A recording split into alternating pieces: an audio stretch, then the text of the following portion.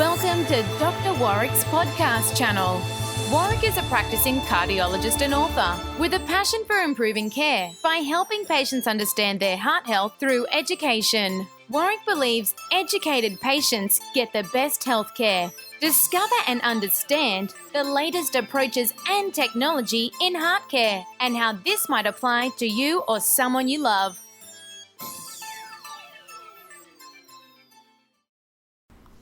Hi, my name's Doctor Warrick Bishop and I'd like to welcome you to my podcast and videocast station. Today I'd like to talk about palliative care. And the reason that I'm interested in talking about palliative care is because we confront it all the time. In my last couple of weeks, I've had a number of patients who really have been very unwell. And this has really brought out the importance of palliative care conversations and discussions, and I thought I would share it with you today because it's such an important conversation to have.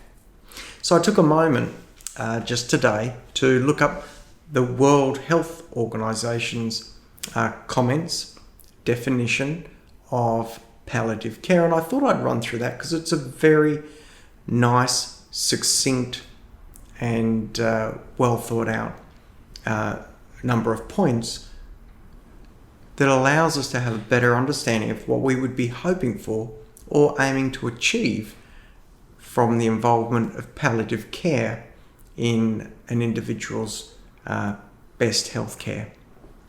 So the first point that the World Health Organization's list of comments about palliative care was that palliative care affirms life and it affirms that dying is a normal process of life. Now, that sounds terribly glib to say, but I think the truth is none of us really want to admit that death is part of life. We all, on a day-to-day basis, really are planning for tomorrow, and that tomorrow that we're planning for is in fact something that we're going to be involved in and doing something and working toward. So the very beginning of starting to recognize that the opportunity of life comes with the cost of death at the end of it is such an important and fundamental starting point that I think it warrants all of us to reflect on. And certainly if you're in the process of a chronic disease with a poor prognosis, it is something that's palpably present and clearly unavoidable. Palliative care is also said not to hasten nor postpone death. So the process of palliative care is not one of knocking people off early or really under a guise of euthanasia, allowing people to die sort of on demand. It's not that sort of process at all. But nor is it designed, or nor is it there to make sure people's lives are extended, not in any way that's ridiculous or counter to quality of life or expectation from the disease process they're in. So palliative care is about really allowing nature, life to take its course, but supporting the process within it, not accelerating it, not slowing it down, just making it better. Palliative care is to provide relief from pain and distressing symptoms. And look, this is a really important aspect of the care that people need at this time of life. Pain can be managed, but not everyone who's in the process of dying from a chronic illness will suffer with pain.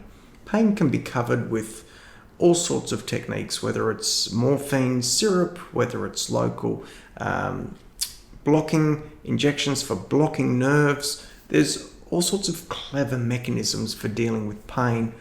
But it's also really important to understand that pain is not the only distressing symptom as people approach an end-of-life situation. Distressing symptoms may be secretions in the lungs which cause distress with breathing, and so medications that can dry those secretions out may be something that really provide a lot of relief. Really simple things like constipation can be part of the symptoms that are distressing at the end of life. And you don't even want to imagine how, if you're dealing with the complexity of a life-ending disease, that on top of that you have discomfort, bloating, pain with daily bodily functions. So the importance of not just dealing with pain but distressing symptoms is paramount, and it can make a huge difference. A patient I had from a number of years ago called Barney had a bad heart, and he was destined to die from that condition at a relatively young age. He was only in his 60s or thereabouts, and this condition called amyloid had infiltrated his heart and really was stopping his heart from working properly. One of the consequences was that his body was retaining fluid, and that fluid was accumulating in his legs and in his abdomen. Well, the palliative care team, over the course of somewhere around 3 to 6 months, on a regular basis, used to put a little needle into his abdomen and drain the fluid that was accumulating away. This was neither hastening his disease nor was it prolonging it, but it was making him so much more comfortable. And I think it's really important we understand the role of making quality in this process. Palliative care also integrates the psychological and spiritual needs and aspects of care for the individual, but also for the family. And this is really important. The patient is not the only person who suffers in this process, and the importance of pulling people together and recognizing those psychological challenges together with interweaving that with their religious beliefs or spiritual beliefs is an art and an invaluable contribution to making the last few weeks, months, perhaps even years of the journey of life better for everyone. Palliative care also looks to support people to make sure they remain as active as possible right up until their death. And I think that's really important as well. Again, we come back to the first premise, which we acknowledge that with life there has to be death. And we come back to the premise that we're really looking to give people quality and not either hasten or slow the process, but making sure that on a daily basis they're as well as possible. If we're able, through palliative care, to support people to do the things they want to do, then that's a great start. And it might be supplying oxygen to someone so that they could go to a soccer game or a football game and watch a grandson or a granddaughter play a sport.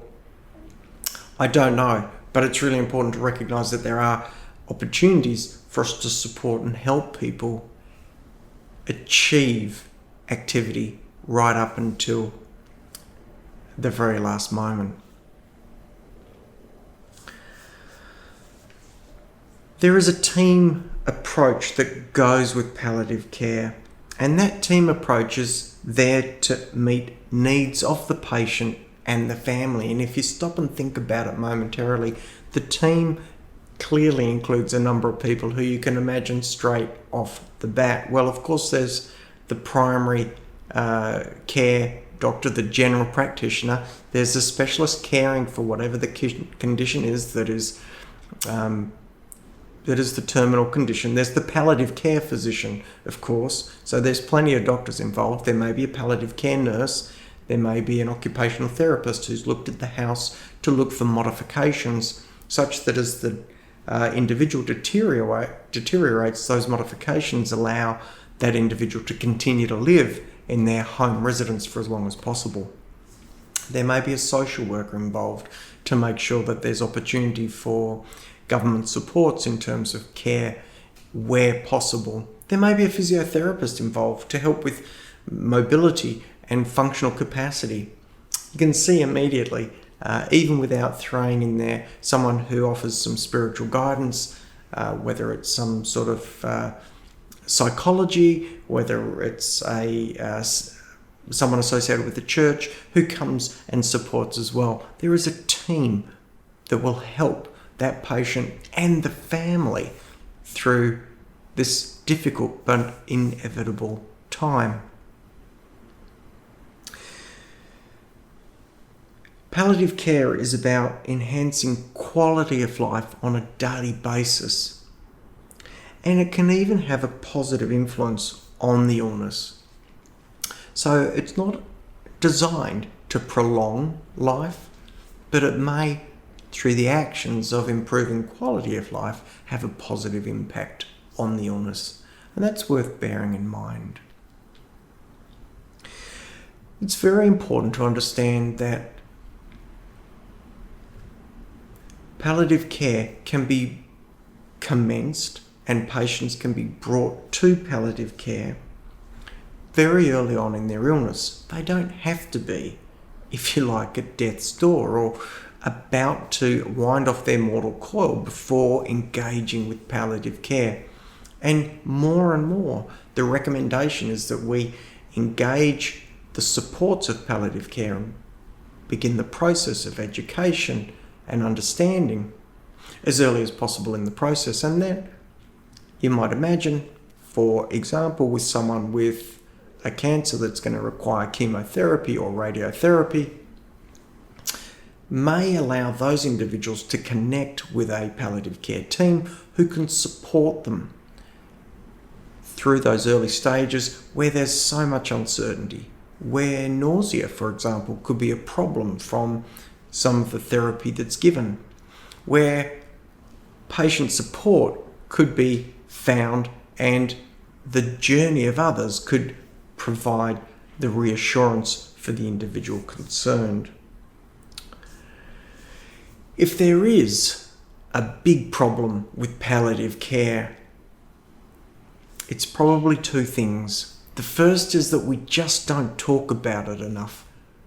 We all try and ignore, or we all allow the fact that dying is really part of the normal process if we accept life.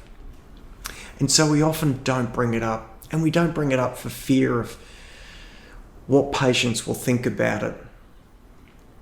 So this is about opening that conversation. If you are in a position where palliative care could be beneficial for you or a loved one, ask about it. Start the conversation. Because doctors at times do find it difficult to start that conversation, and they're often looking for the right time.